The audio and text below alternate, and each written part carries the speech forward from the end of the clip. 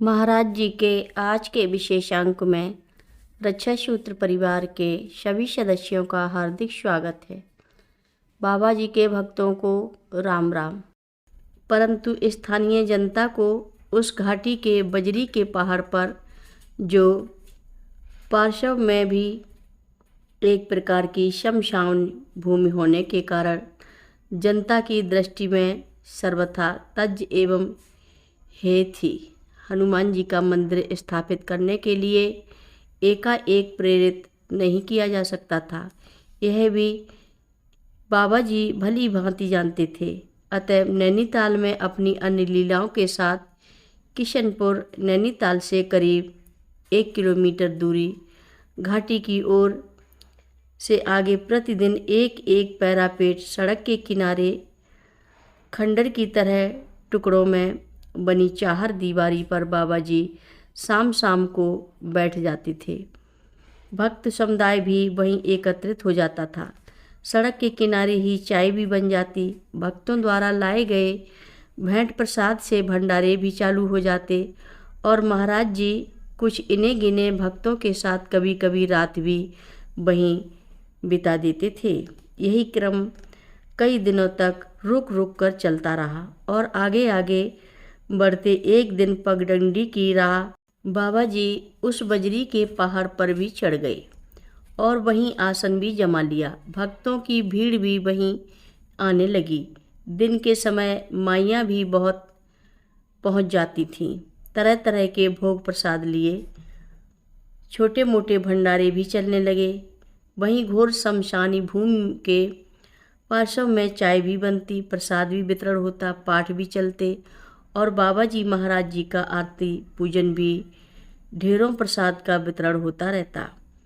जितना भी जो कुछ भी प्रसाद रूप आता सब पूरा का पूरा उसी दिन बांट दिया जाता। खाली नहीं करोगे तो भरोगे कैसे, यही कहते रहते थे महाप्रभु। भीड़ बढ़ने लगी। कीर्तन भजन सुंदरकांड एवं हनुमान चालीसा के पाठ गूंजने लगे। संध्या समय सब चले जाते, पर कभी कभी बाबा जी बिना छप्पर छाए के रात भी वहीं बिता देते, धूनी जलाकर कुछ पक्के भक्तों के साथ। और जब इस प्रकार स्थान तथा भूमि का परिष्करण हो गया, वातावरण शुद्ध हो गया, तो एक दिन बाबा जी कुछ भक्तों से यह कहकर चले गए कि अब की बार मंगल को थोड़ी सी जमीन खोद जगह बनाकर श्री हरिदत्त शर्मा कर्नाटक द्वारा बनाए गए हनुमान जी को बैठा देना। और इस प्रकार बजरंगगढ़ की स्थापना का श्री गणेश कर दिया बाबा जी ने।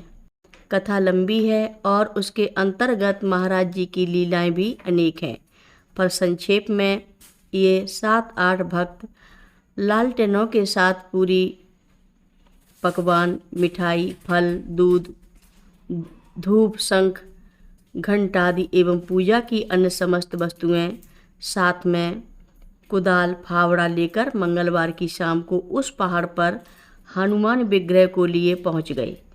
कई घंटों तक धंसती बजरी को खोदते खोदते किसी तरह हनुमान जी के विराजने लायक स्थान बनाकर जब हनुमान जी विग्रह को वहां शंख ध्वनि, घंटा, घड़ियाल वादन एवं हनुमान जी एवं महाराज जी के जयकारे के साथ स्थापित किया गया, तो 1 किलोमीटर दूर जिला जेल के घंटे ने रात्रि के 12 बजाई।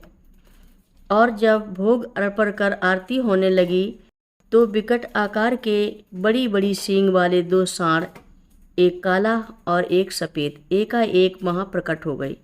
हनुमान जी के चरणों में अपने सींग झुकाते मानो एकारुद्र को नंदी अपने 2 रूपों में हैं, एक सात्विक रूप में भक्तों की सात्विक भक्ति का प्रतिरूप और दूसरा रौद्र रूप में भक्तों की रक्षा हेतु दुष्टों का दमन करने के लिए प्रणाम कर रहे हैं। यह सब देखकर एक भक्त के भय से चिल्ला देने पर एक सांड तो तुरंत लोप हो गया।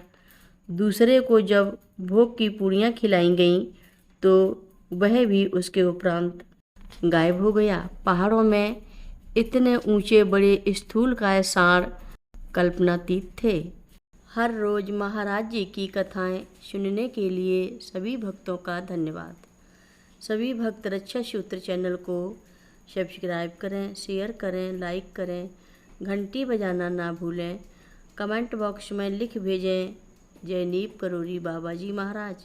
सभी भक्त मिलकर बोलो नीव करोरी बाबा जी महाराज की जय जय बोलो, सिद्धि माता की जय जय बोलो, जय श्री राम बोलो।